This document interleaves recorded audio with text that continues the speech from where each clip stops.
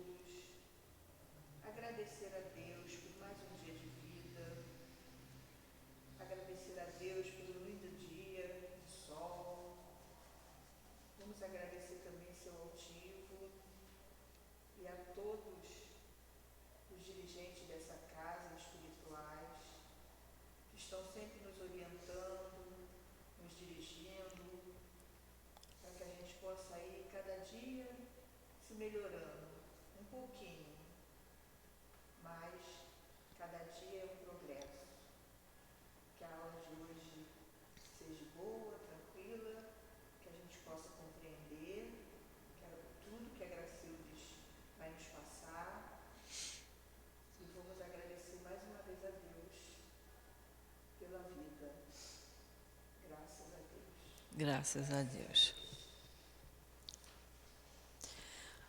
Então, nós fizemos um comentário semana passada sobre essa questão, né? Que os escribas e os fariseus, que eram os doutores da lei, eram conservadores, eles tinham como tradição lavar as mãos antes das refeições. E aí estranharam que Jesus, ao chegar com os discípulos, que eles não lavassem as mãos. E Jesus então lhes responde, está no parágrafo seguinte, olha só. Jesus lhes responde dizendo: e vós, por que transgredis o mandamento de Deus para seguir a vossa tradição? Porque Deus disse: honrai vosso pai e vossa mãe.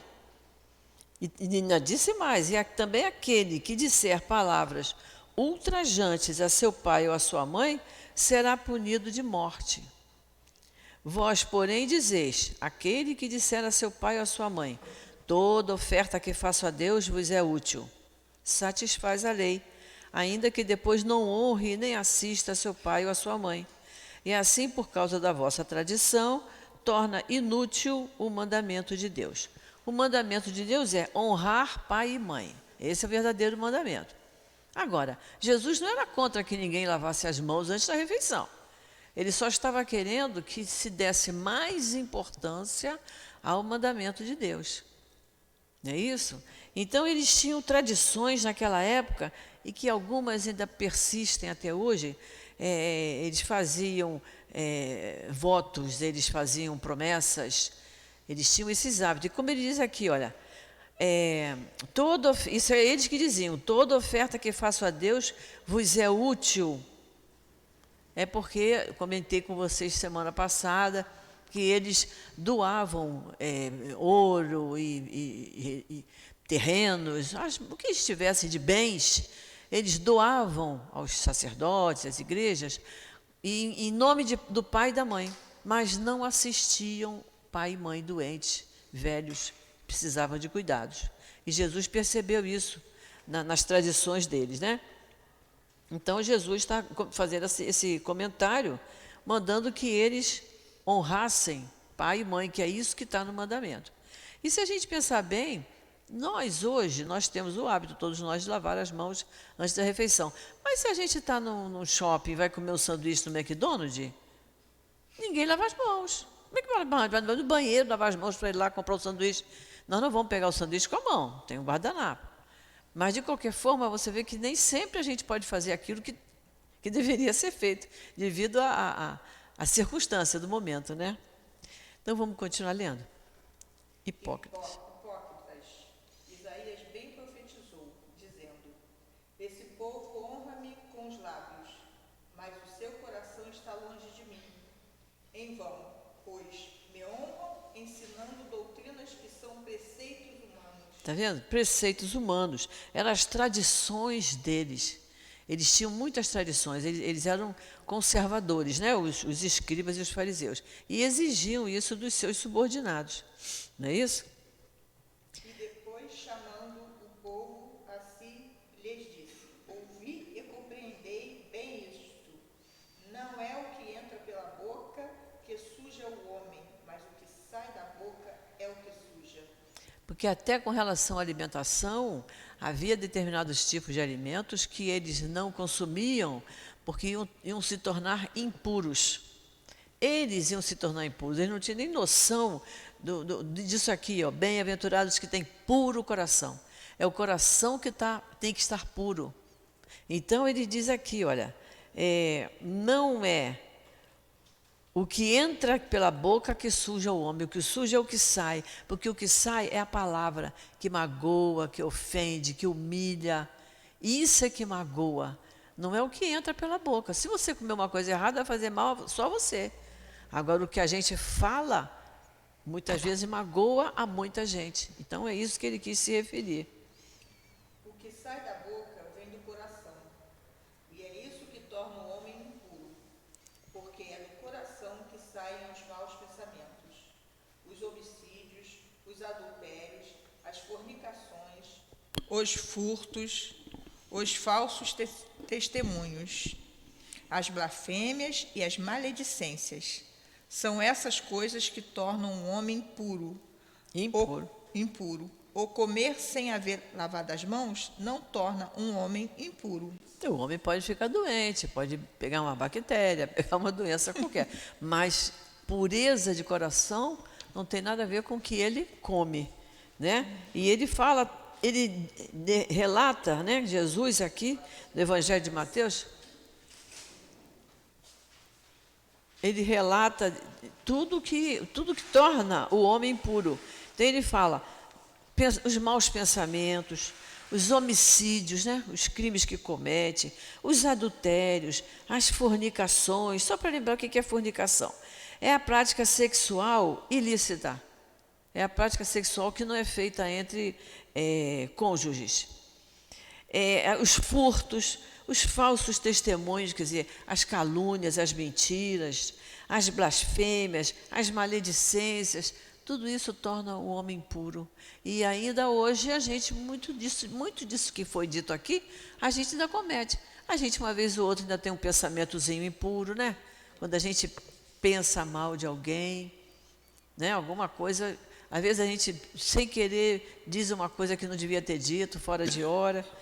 Então, são essas coisas que tornam o homem impuro. E ele repete, o comer sem ter lavado as mãos não torna o homem impuro. Porque ele está se referindo, Jesus se referia muito à pureza de coração, que é o que a nossa doutrina nos fala a respeito da nossa reforma íntima. É isso aí. É eu só admitir dentro de mim bons sentimentos, bons pensamentos, boas palavras. Se eu for dizer uma coisa que eu acho que aquilo eu não gostaria de ouvir, eu também não posso dizer. Nós temos que ter esse cuidado, né? Então seus discípulos se aproximaram dele e disseram: sabe que os fariseus, ouvindo essas palavras, se escandalizaram? Ele respondendo disse: toda planta que meu Pai Celestial não plantou será arrancada. Deixai-os, são cegos que conduzem cegos. E se um cego conduz outro cego, ambos cairão no fosso. Olha que coisa interessante. Ele diz aqui que os fariseus ficaram escandalizados de Jesus dizer que tinham muita preocupação com a limpeza das mãos, né? E Jesus responde: toda planta que meu Pai Celestial não plantou será arrancada.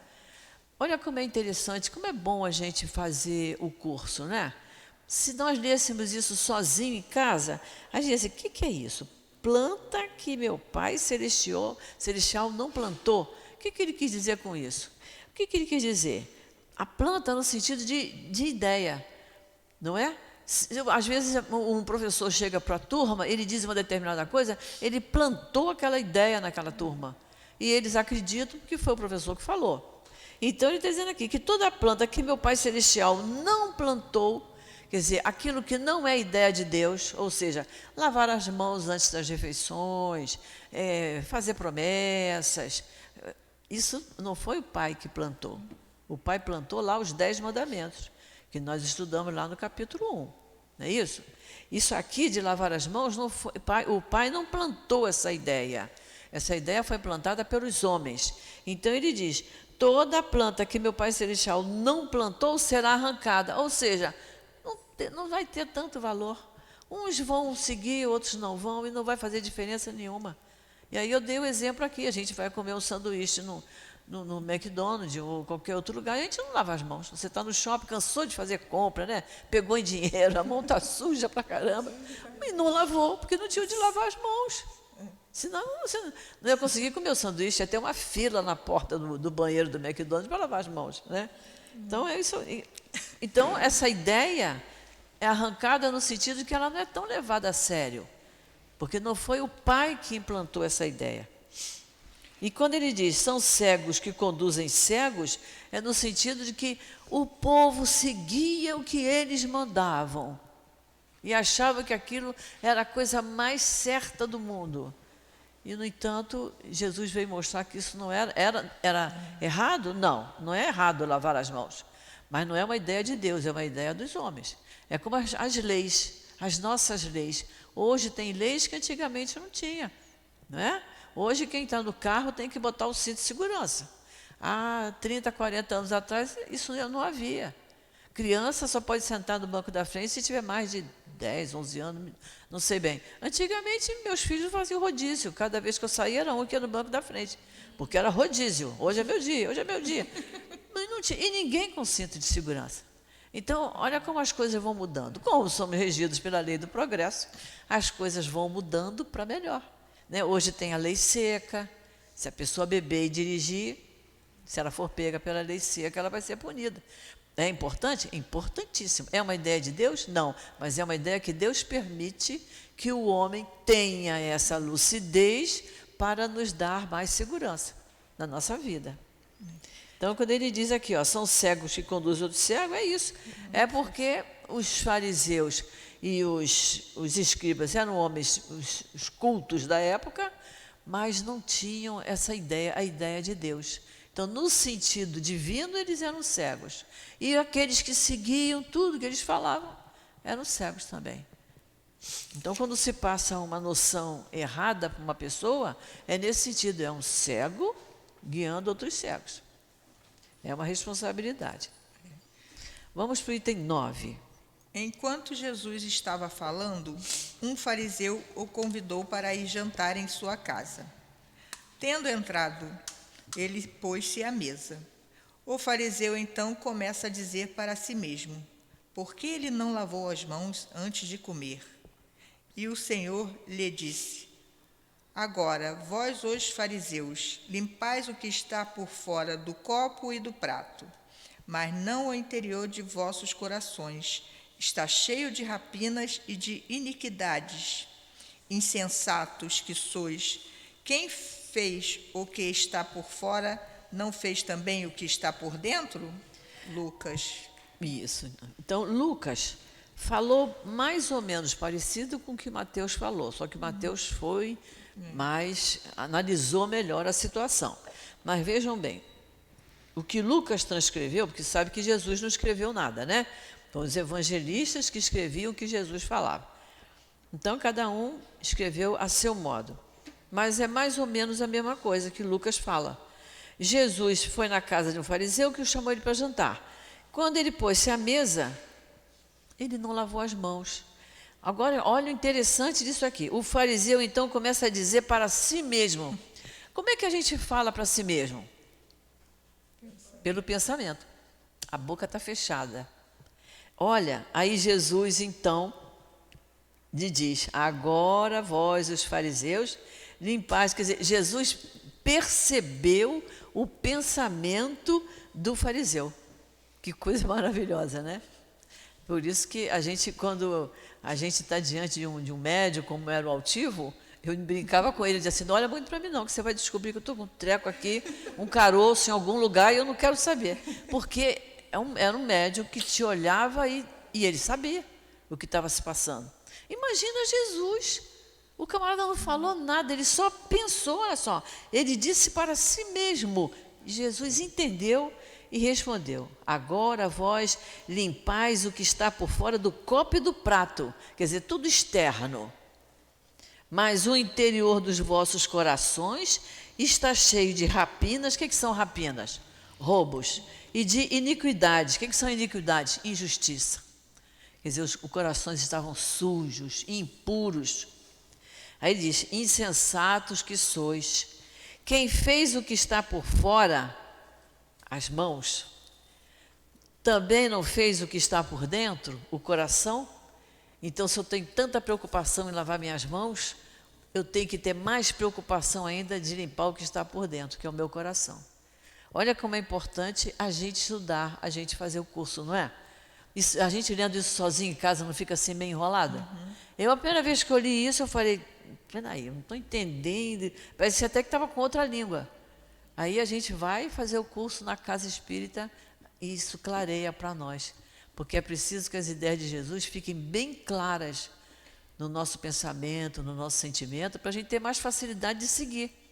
Porque senão a gente vai ficar dizendo a vida inteira, olha, ler a Bíblia é muito difícil, é uma leitura árida, eu não entendo bem. Mas a gente está aqui para destrinchar isso aqui, para a gente poder entender melhor. Muito especialmente o Novo Testamento, que é Jesus. Velho Testamento é Moisés e profetas. Novo Testamento é Jesus. Isso aí nós temos que seguir mesmo, né? Então vamos para as explicações do Kardec no item 10. Os judeus haviam menosprezado os verdadeiros mandamentos de Deus, para se dedicarem à prática de regras estabelecidas pelos homens, das quais seus severos observadores faziam casos de consciência. Vocês estão vendo? Eles tinham menosprezado os mandamentos de Deus e se dedicavam àquelas práticas exteriores, àquelas tradições. E o povo achava que aquilo era uma questão de consciência, tinham que obedecer. A essência é muito simples, acabara desaparecendo sob a complicação da forma. Como se fosse mais fácil praticar atos exteriores do que se reformarem moralmente, lavar as mãos do que limpar o coração, os homens iludiam a si mesmos e se acreditavam quites para com Deus, porque se habituavam a essas práticas, mas continuavam como eram, pois lhe ensinavam que Deus não exigia mais nada. Eis porque o profeta disse, é em vão que este povo me honra com os lábios, ensinando máximas e leis humanas. As leis humanas. E o que isso que a Sandra acabou de ler, isso faz com que a gente avalie mais a nossa conduta. Porque olha o que ele diz aqui, olha. Como fosse mais fácil praticar atos exteriores do que se reformarem moralmente. Lavar as mãos do que limpar o coração. Aí ele diz, e se acreditavam quites para com Deus. Então, desde o momento que eles seguissem as tradições, eu estou quite, eu faço tudo que eles mandam. E para com Deus, eu estou quite? Então, que a gente pense assim, a gente comete um erro. A gente reza um Pai Nosso, Ave Maria e diz, Senhor, me perdoa, prometo que não vou fazer mais. Eu estou quites com Deus? Não sei. Eu não sei se depois eu vou esquecer disso. E nem adianta eu rezar 5, 7, 10 Pai Nossos. Não adianta. Adianta é eu não fazer mais aquilo. Eu não fazer, porque está lá no Evangelho, está aqui no Evangelho. Deus sabe o que demora no seu coração. Quer dizer, se a gente faz uma prece e diz, eu prometo que não vou fazer mais isso, se eu não estou dizendo de coração, Deus sabe que aquela sementinha ruim ainda está lá dentro. Então, eles achavam que estavam quites com a lei, mas não estavam quites com Deus, né? Pois lhes ensinavam que Deus não exigia mais que isso. A gente ainda vê isso, a pessoa faz uma promessa, faz uma oração não sei quantas vezes, mas sai dali e esqueceu tudo. E não pode ser assim. A coisa tem que ser mais marcante. Aí ele diz, eis porque o profeta, nós não lemos lá, que o profeta Isaías falou isso, o profeta disse, é em vão que esse povo me honra de lábios, quer dizer, tudo da boca para fora, ensinando máximas e leis humanas, mas não estavam preocupados em focar o sentimento, o pensamento nas leis de Deus, nos 10 mandamentos, né? Que nós sempre que começamos o Evangelho, a gente estuda os 10 mandamentos, mas muitas vezes você pergunta para qualquer pessoa, você sabe quais são os 10 mandamentos? Sei, quais são? Não matarás, não roubarás. Peraí, tem mais, são 10, né? Eu só sei de 8. Esqueceu o restante. E tem mais 8, e que precisam estar gravados no nosso sentimento, no nosso pensamento, para poder a gente seguir. Vamos lá. Assim também aconteceu com a doutrina moral do Cristo, que acabou sendo colocada em segundo lugar, o que faz com que muitos cristãos, da mesma forma que os antigos judeus, acreditem ter salvação mais assegurada pelas práticas exteriores que pelas práticas da moral. E a esses acréscimos, feitos pelos homens à lei de Deus, que Jesus se refere ao dizer, toda planta que meu Pai Celestial não plantou será arrancada. Toda ideia que não foi criada pelo Pai Celestial, com o tempo ela vai desaparecer. E o que o Pai plantou, não, está plantado e vinga até hoje, como os 10 mandamentos. Está até hoje, né? Então ele diz, da mesma maneira, muitos esqueceram a moral do Cristo. Qual é a moral do Cristo? Está no Novo Testamento, está aqui no nosso Evangelho, segundo o Espiritismo. É um livro de conduta moral, o Evangelho. Então está tudo aqui. E muitas vezes, isso muita gente desconhece, porque a doutrina espírita, ela exige isso de nós, que a gente estude a doutrina, né? Nós estamos aqui no domingo de manhã, nós estamos aqui, poderíamos estar, no dia lindo, poderíamos estar na praia, tomando uma aguinha de coco, né? Podíamos estar preparando um almoço para a família, mas nós estamos aqui, estamos com a parte boa da vida, que é a gente se interessar pela doutrina. E ele diz aqui, e essa doutrina acabou sendo colocada em segundo lugar, que fez com que muitos cristãos, da mesma maneira que os judeus, acreditem ter salvação mais assegurada pelas práticas exteriores do que pela prática moral. Então eu não posso dizer assim, coloquei Jesus no meu coração, estou salva. Primeiro que isso é uma expressão que não tem nada a ver. Eu tenho que pensar em Jesus o tempo todo da minha vida.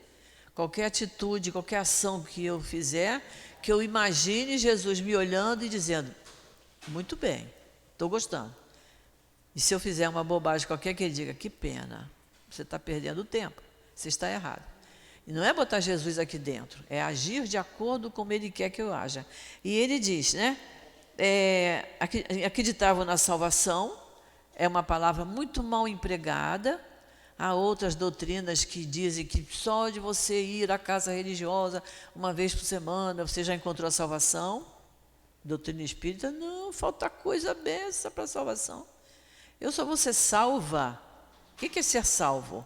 É meu espírito se tornar purificado, um espírito perfeito. Nós somos candidatos, mas ainda não passamos nesse vestibular, né? A gente está aprendendo aos poucos.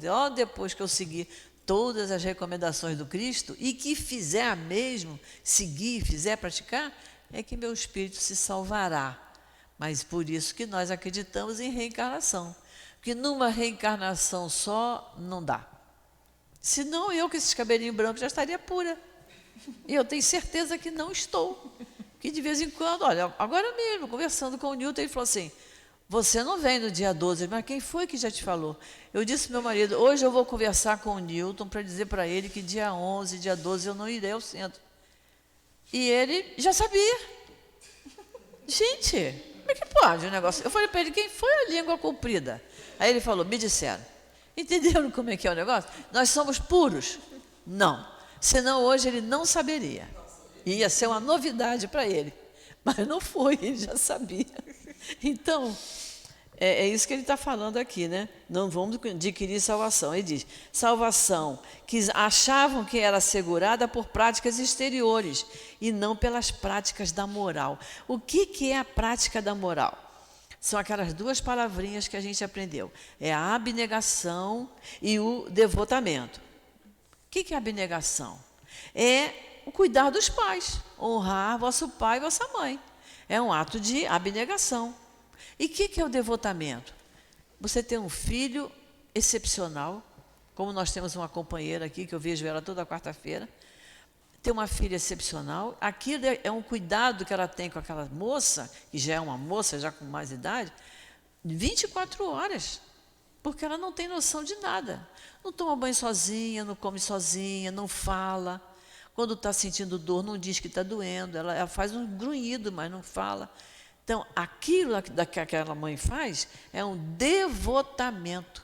Ela deu um voto de honestidade, de sinceridade, de carinho, de amor por aquele espírito que está contido ali naquele corpinho. Né? Então, isso é prática moral. E é quando você ajuda uma pessoa idosa a atravessar uma rua, um cego a subir numa calçada, quando você acolhe uma criança necessitando de cuidados, qualquer coisa que se faça desse tipo é um ato de abnegação.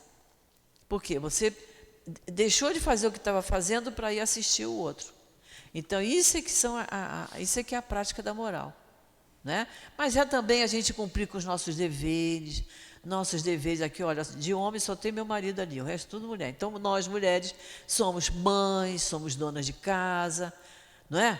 Somos cuidadores dos nossos idosos, temos nosso compromisso de família. Desde o momento que eu formei uma família, nossa, como tem dever a cumprir. Isso aí é prática moral. Porque se eu resolver que não vou mais cuidar da roupa da casa, não vou mais cuidar do meu filho na hora de fazer o trabalho da escola, eu estou faltando com os meus deveres de mãe. Não é isso? Então, esse é a prática moral. Não é nada tão absurdo, não. Quando nós estudarmos o capítulo 17, nós vamos ver. O dever começa desde o iniciozinho da vida da gente até o final e vai crescendo a importância.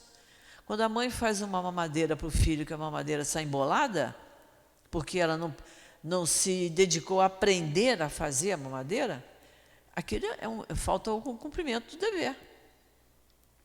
E isso existe. Eu conheci uma mãe que falou para mim, não consigo fazer uma mamadeira que não seja embolada. Eu digo, não seja por isso, eu vou te ensinar. Porque senão não passa no bico da mamadeira. A criança sofre com fome e acaba não mamando. Então, você veja que é uma coisa pequena. Né? Vai passar uma camisa, não passou bem passada, vai o filho ou o marido, vai trabalhar, vai estudar, cheio de prega na roupa, a roupa toda amarfanhada. Faltou com o dever. Se tiver ferro elétrico, tem que passar a roupa direito. Então, você vê que é uma pequena coisa, mas que tem importância, que mostra o amor que aquela pessoa tem por dentro e que faz tudo com capricho. E é isso que a gente tem que entender por prática moral. Não precisa ser uma coisa tão grande, nas pequeninas coisas do dia a dia nosso. Vamos lá. A finalidade da religião é conduzir o homem a Deus, mas o homem só chega a Deus quando se torna perfeito.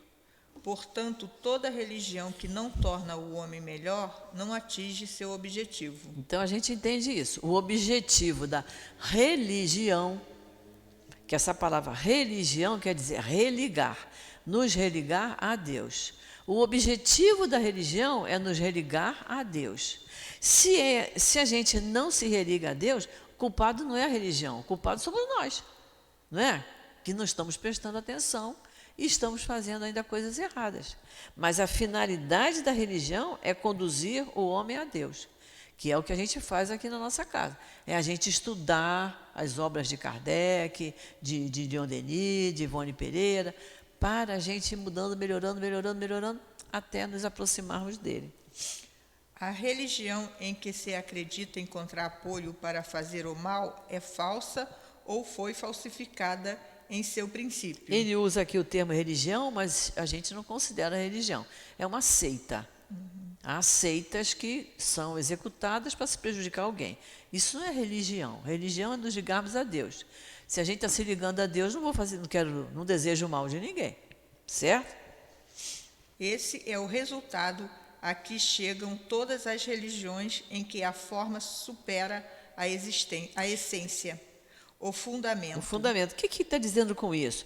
Há uma preocupação muito grande do gestual.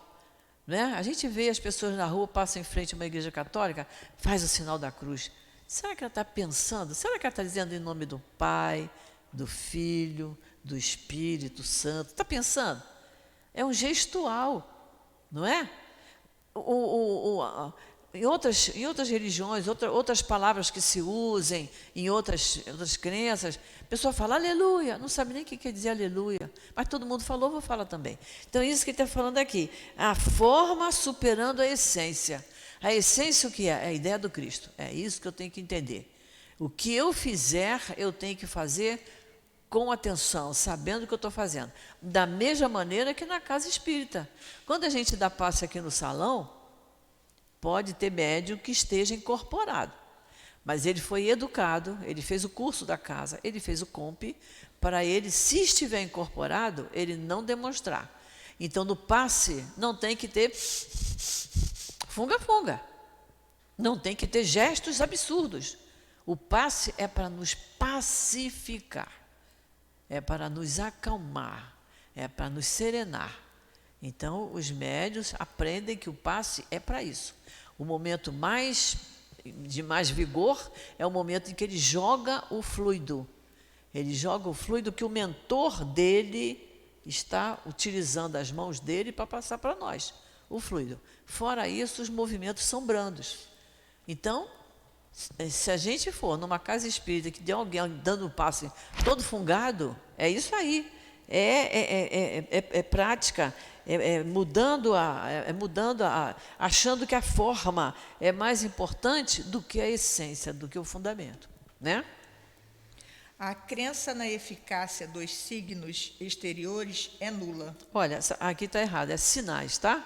E de edição para edição eles continuam colocando signos, mas a crença...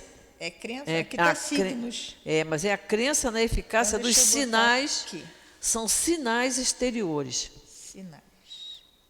Ou seja, Eles mudam, né? Uma vez eu levei uma pessoa no Centro Espírita Leon Denis, ela estava com problemas emocionais, levei. Ela tomou o passe, e aquele passe muito harmonioso.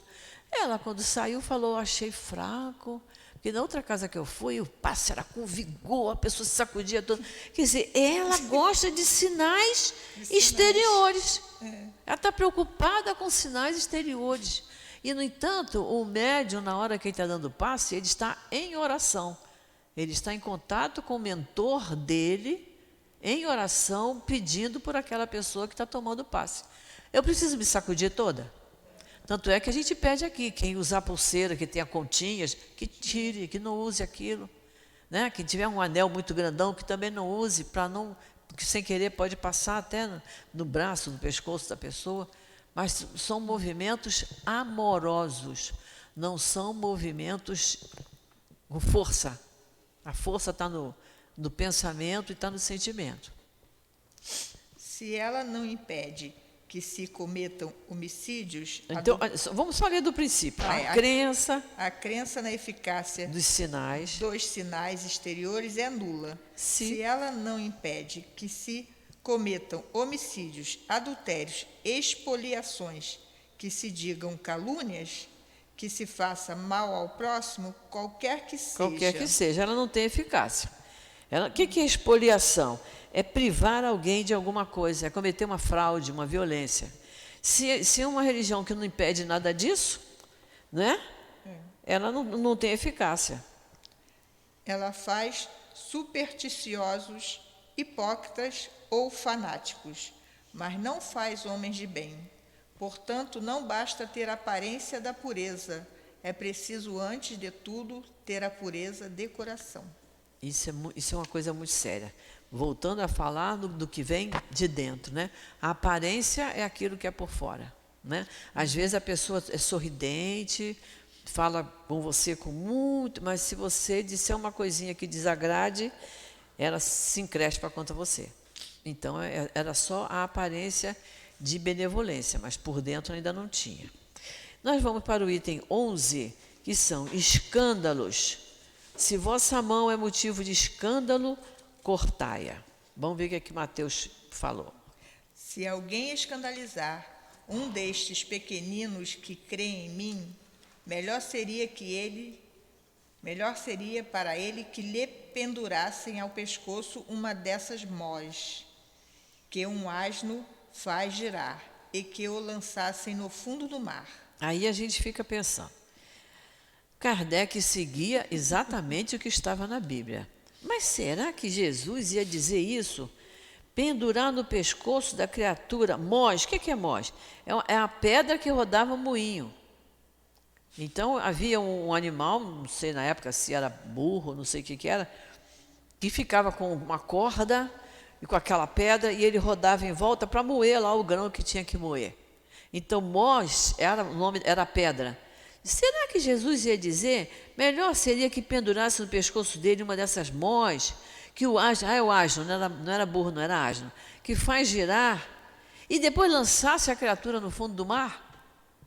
Por isso que o nosso Evangelho tem um capítulo 23, que são a estranha moral. Kardec botou no capítulo 23 todas essas questões que fazem a gente dizer, será que Jesus, que era a brandura, que era o amor, ele ia fazer isso? A pessoa errou, pendura uma pedra no pescoço dele e joga ele no fundo do mar? Mas a tradução, a gente não pode esquecer que a Bíblia foi escrita 2000 e tantos anos atrás, né? O Novo Testamento. E que passou por várias línguas até chegar na língua portuguesa, que é a nossa. Então, muita coisa vem se modificando, se transformando.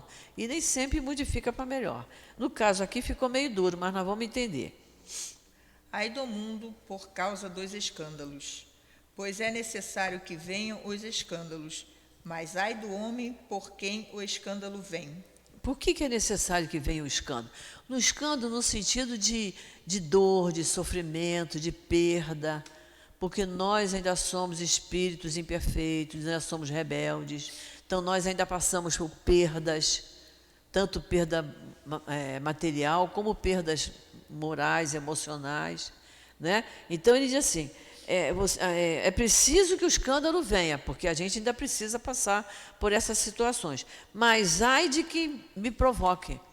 Então, eu posso, como eu, em outras épocas ou em outra encarnação, eu tomei coisa dos outros, eu roubei dos outros, nessa encarnação, então eu vou ser assaltada. Eu preciso passar pela dor que eu causei em outra pessoa, para eu ver como dói. Mas ai de quem me roubar. Ai de quem for o assaltante para mim. Ele serviu de instrumento para que eu aprendesse alguma coisa. Mas ele também vai padecer por ele ter cometido aquele ato. Entenderam? Então, é preciso que venha o escândalo pela nossa situação moral, pelo patamar moral que a gente ainda ocupa.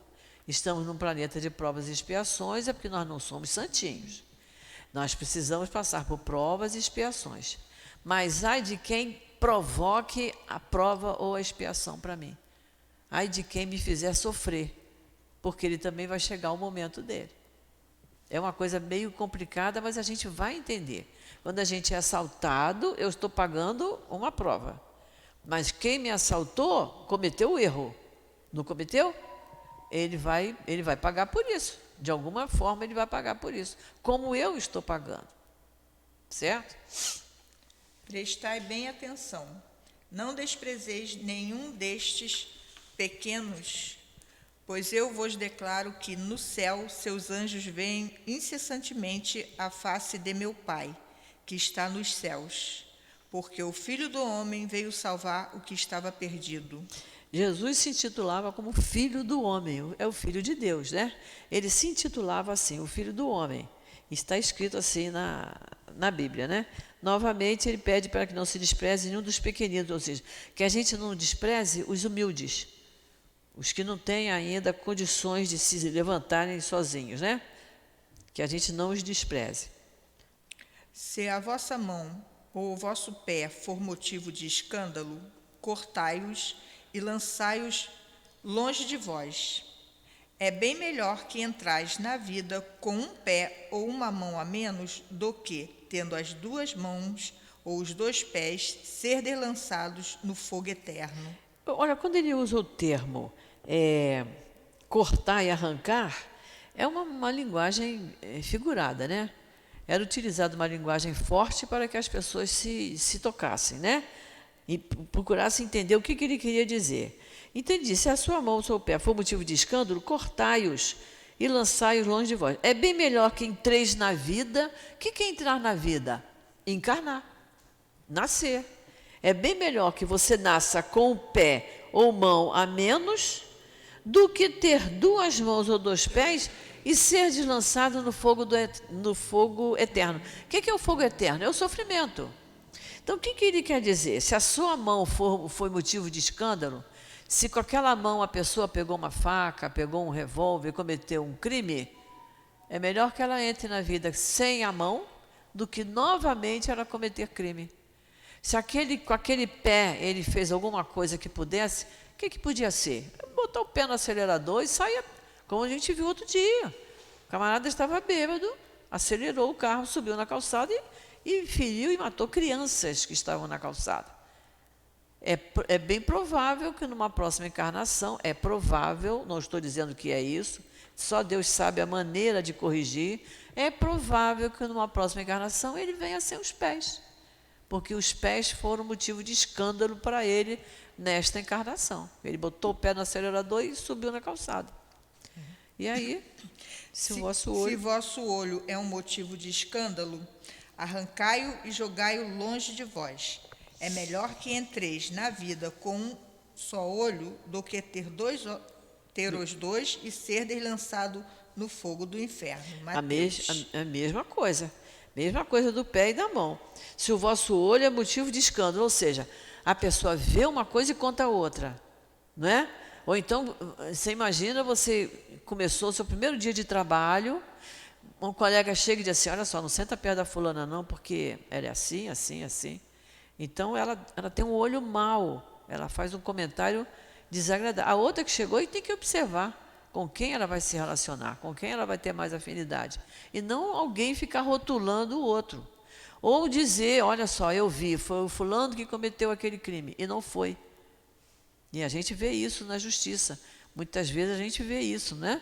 Nos noticiários, a pessoa diz que reconheceu o malfeitor, e ele não era o malfeitor. Ele foi preso injustamente. O que é isso? Um olho mau. É melhor dizer, olha, eu não tenho certeza. Eu estava tão nervosa que eu não sei quem foi que me assaltou. Eu não sei quem foi que puxou o gatilho. Do que dizer foi, apontar e não foi. E a pessoa ser presa e ficar lá anos e anos de sofrimento injustamente. Quer dizer, se o vosso olho é motivo de escândalo, se você usou mal a sua visão, é melhor que entre na vida com um só olho ou sem nenhum. É melhor que você encarne sem a visão, para que aquilo não se repita. E não é pena de talhão. Pena de talhão era olho por olho, dente por dente. Não é isso. É o espírito que tem que aprender. Então, o corpo até pode estar em sofrimento por não ter uma mão, não ter um pé, não ter um olho, mas o espírito está sabendo por quê. O espírito é imortal. Quando desencarna, olha, então já paguei essa dívida, já estou quitado com essa dívida. Não é isso? Isso aqui é importante dele saber. Vamos ver o que Kardec comenta para nós disso, no item 12. No sentido vulgar, escândalo é uma palavra que denomina toda ação que choca a moral ou a decência de maneira ostensiva. A gente pensa em escândalo, por exemplo, se jogar alguém ali naquela porta, olá, bom dia, tudo bem? Não é um escândalo. A pessoa diz assim, pô, mas é escandalosa, né? Chegou, desarmonizou tudo. Então, para nós, escândalo tem essa qualificação. Mas ele está dizendo aqui, olha só, o escândalo... O escândalo não está na ação em si mesma, mas na repercussão que ele possa ter. A palavra escândalo sempre traz a ideia de um certo tumulto. Muitas vezes pessoas se contentam em evitar o escândalo porque seu orgulho sofreria com ele e a consideração que desfrutam entre os homens diminuiria. Contanto que suas torpezas sejam ignoradas, isso é suficiente e suas consciências ficam tranquilas. Essas palavras são... Essas pessoas são, segundo as palavras de Jesus, os sepulcros brancos por fora, mas cheios de podridão em seu interior, vasos limpos por fora, mas sujos em seu interior. Isso nos lembra, em tempos passados, né? Quando a moça solteira, ela engravidava, era um escândalo isso na família. Era um escândalo. Então, os pais mandavam essa menina para um lugar qualquer, no interior, ela tinha o bebê lá, o bebê ficava por lá e ela voltava magrinha. Então, a vizinhança, os parentes que ficavam, não sabiam o que tinha acontecido. Mas olha o escândalo, ela teve um bebê e ela não criou, ela não cuidou do bebê dela. Nós já vimos isso em filmes, já vimos isso em novela, e isso é real. E também quando a pessoa comete um filho, comete um erro e que os pais acobertam, né? Que ninguém pode saber que isso aconteceu. E aí, de repente, ele volta a cometer aquele erro.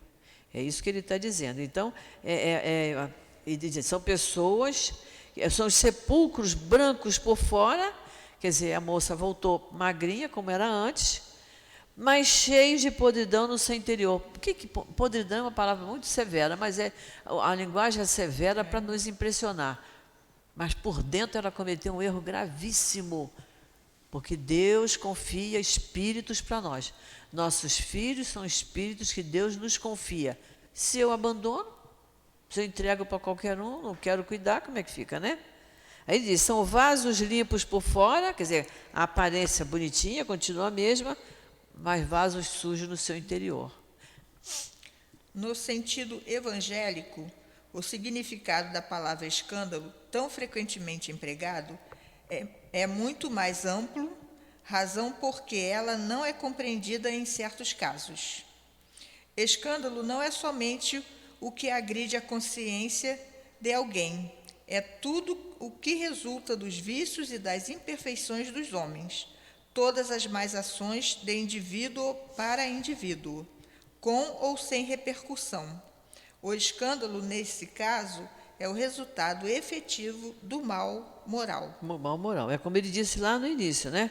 É a questão da repercussão, é a questão da consequência do ato. É isso que é o resultado efetivo do mal moral. E ele diz aqui, o escândalo não é somente aquilo que agride a consciência de alguém, é o que resulta dos vícios e das imperfeições das pessoas. Todas as más ações de indivíduo para indivíduo, porque a gente, quando comete um escândalo, eu estou ferindo alguém, eu estou maltratando alguém. Nem sempre eu estou ferindo fisicamente, mas estou ferindo a moral da pessoa. Quando eu cometo uma calúnia, não é?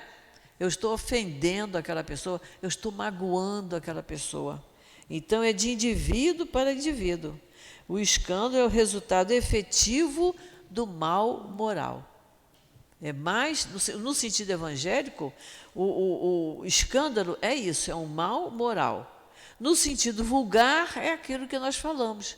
Se alguém entrar por ali falando alto, cumprimentando todo mundo alto, se alguém chegar com salto, aquele salto grosso, barulhento, que faz um barulhão até a pessoa se sentar, uma bolsa plástica, né?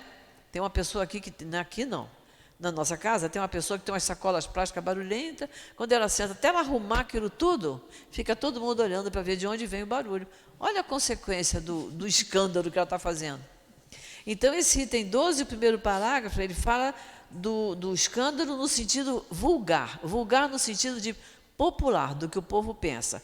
No segundo parágrafo é no sentido evangélico, que não tem nada com igreja evangélica, tá, gente? É evangélico porque está dentro do evangelho, né? Que a gente entenda isso. Então, vamos para o 13. É necessário que haja escândalo no mundo, disse Jesus, porque os homens, sendo imperfeitos na terra, são inclinados a fazer o mal, e porque árvores más dão maus frutos.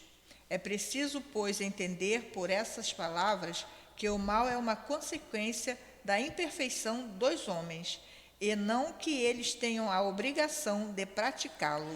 Já vimos isso, acabamos de ver no item 11, né? Mas o que ele está falando aqui é isso, é que porque os homens, sendo imperfeitos na terra, porque a Terra não é um planeta feliz, não é um planeta superior, é um planeta de provas e expiações. Então, a grande maioria das pessoas que habitam o planeta Terra são infelizes no sentido de sofrerem, de terem provas para passar, e nesse sentido, né? Eles são inclinados a fazer o mal, porque as árvores más dão maus frutos. É preciso entender, por essas palavras, que o mal é uma consequência da imperfeição dos homens. Sempre que a gente vê a palavra homens aqui, que a gente entenda por pessoas, por humanidade, né? E não que eles tenham obrigação de praticar. Muita gente diz assim, mas eu estou num planeta de provas e expiações, por isso... Não, eu posso estar num planeta de provas e expiações e eu ser bom. O Altivo estava num planeta de provas e expiações e era bom. Chico Xavier estava num planeta aqui e era bom. Não é isso? O nosso Divaldo Franco está nesse planeta e é um homem bom, e tantos outros. Irmã Dulce, Irmã Zoé, tem uma série de religiosos e de pessoas que não são religiosas e são pessoas do bem. São pessoas do bem, que se incomodam com o sofrimento alheio. Então, a culpa não é do planeta, da gente ser imperfeito. Não, a culpa é nossa, não é isso? E estamos aqui para aprender. Quando a gente aprender, a gente não vai encarnar mais aqui. Por isso que está lá no Livro dos Espíritos. Faça tudo para este planeta não voltar.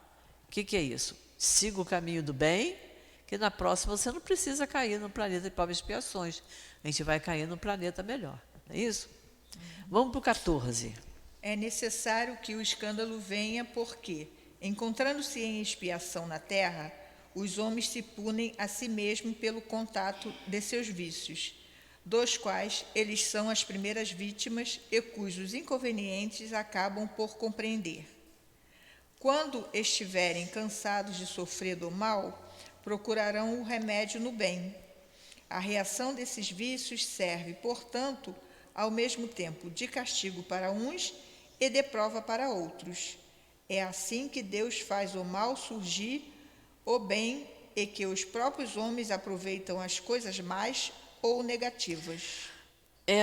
Esse item 14 nos lembra a questão 1006 do Livro dos Espíritos, quando ele diz aqui, quando os homens estiverem cansados de sofrer do mal, procurarão o remédio no bem. Como somos todos espíritos, somos filhos de Deus, aqueles que são perversos, vai chegar um momento em que ele vai dizer, cansei dessa vida. Não sei o que está acontecendo comigo, eu não gosto mais de fazer isso. É como uma pessoa que tem o vício do álcool, da bebida, da mentira. Chega um momento que ela diz, eu cansei de fazer isso. Agora eu vou parar. Tanta gente que não faz isso e está bem, por que eu continuo fumando, bebendo, fazendo confusão, falando demais?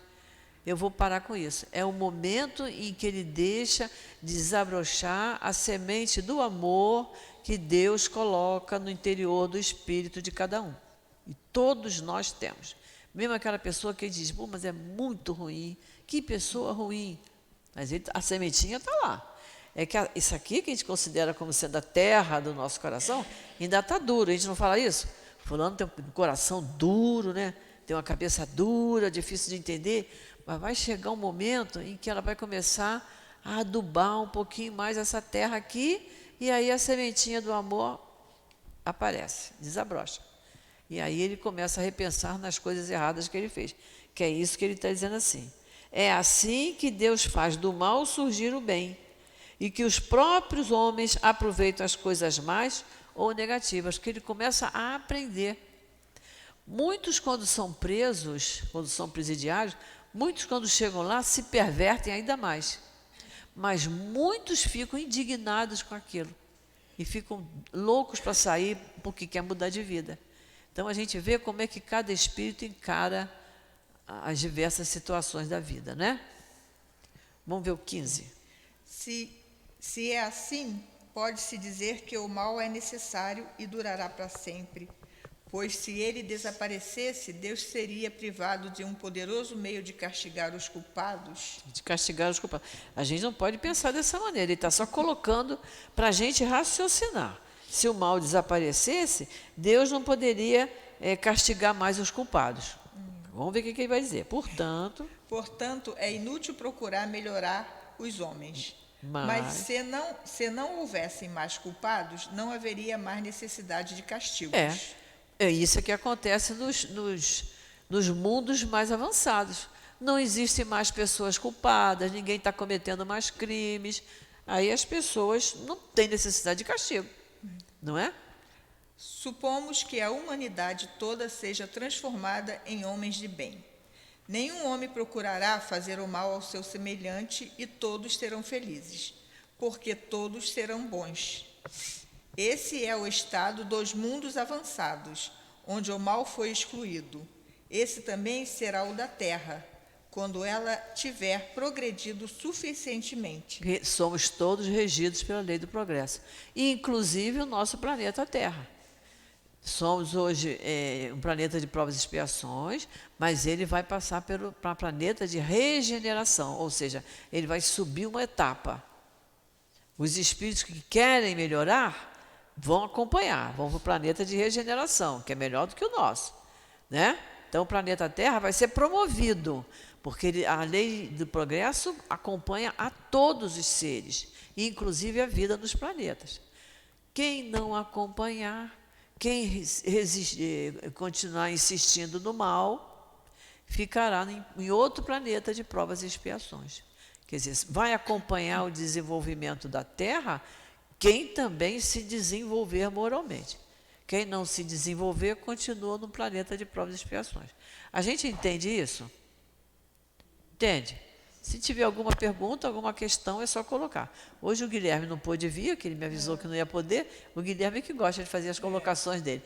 Mas quem tiver, está à vontade.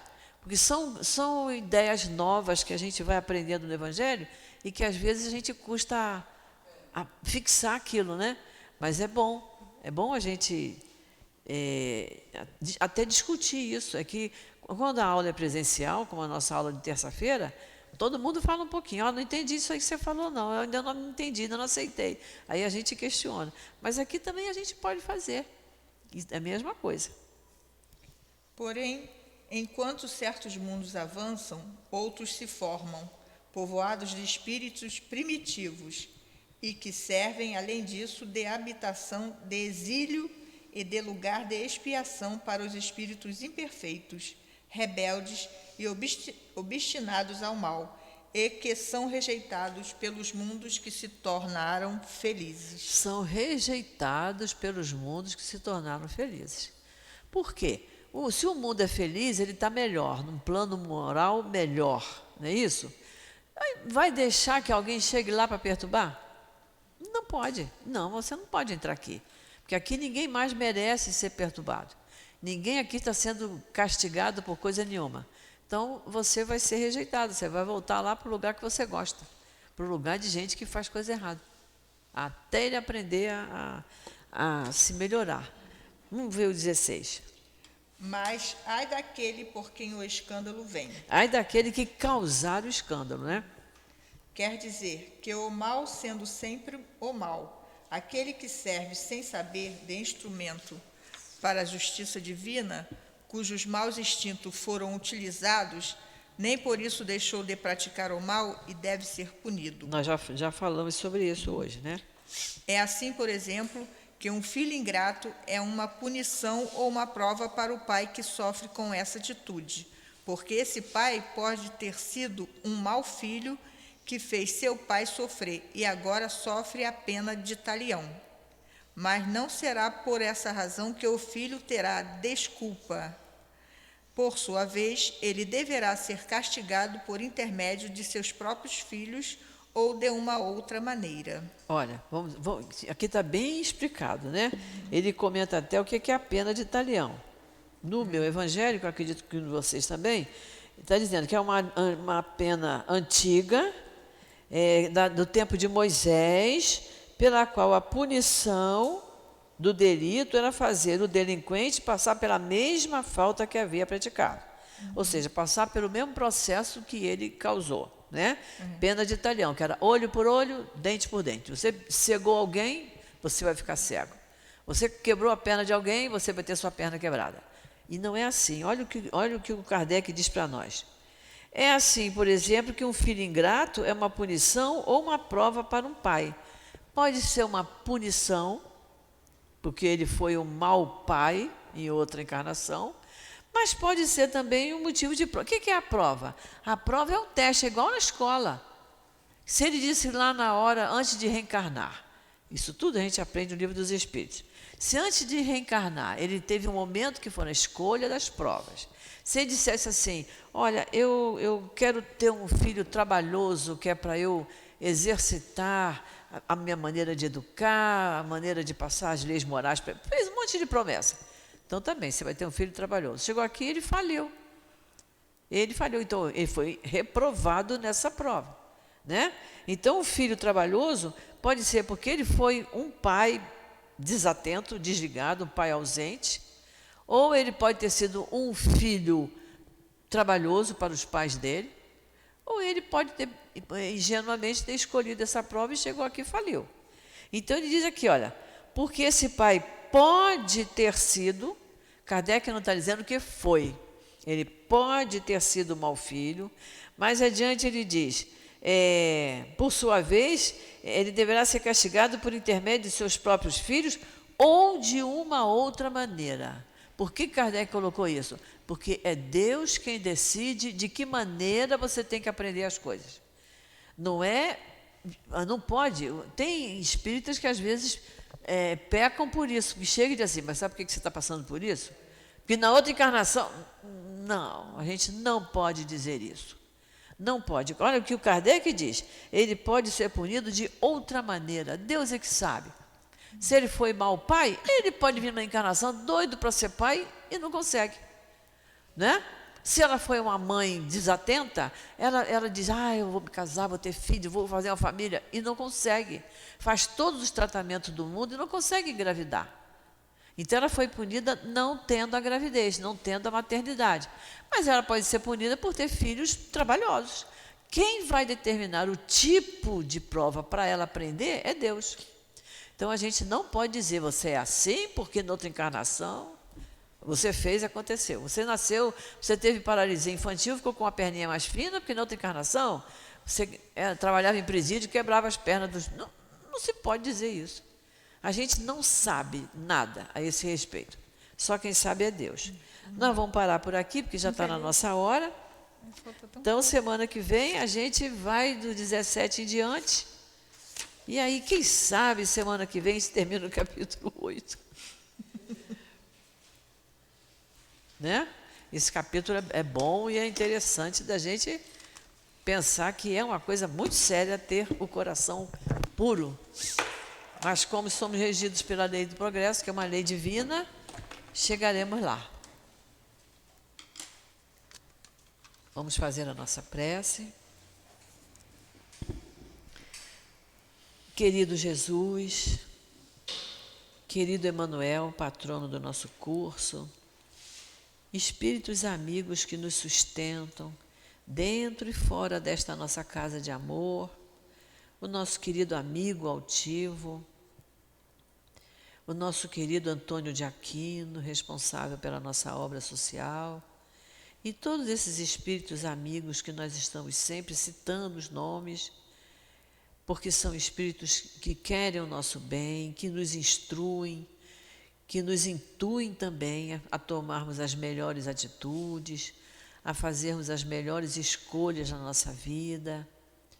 Então, Jesus, nós te agradecemos pela oportunidade de estudar essa doutrina maravilhosa que nos alerta com relação às nossas tendências, com relação a todos os nossos movimentos, as nossas atitudes para conosco mesmo e para com o nosso próximo, para aqueles que convivem conosco. Pedimos, Senhor, que fortaleça em nós bons sentimentos, os melhores pensamentos, que nos deem sempre coragem para termos sempre a palavra adequada ao nos dirigirmos ao nosso próximo. Então, Senhor, abençoa o nosso dia, que tenhamos um dia de muita paz, de muita serenidade, de muito equilíbrio, para que ao final do dia possamos fazer a nossa prece de agradecimento, mas com um sentimento de gratidão muito forte em nossos corações. Então, Jesus, fica conosco no dia de hoje. Agradecemos a Ti, aos nossos anjos de guarda, aos nossos amigos espirituais, a Deus nosso Pai. E pedimos a permissão para encerrarmos essa manhã de estudos na nossa casa espírita. Graças a Deus. Que assim seja.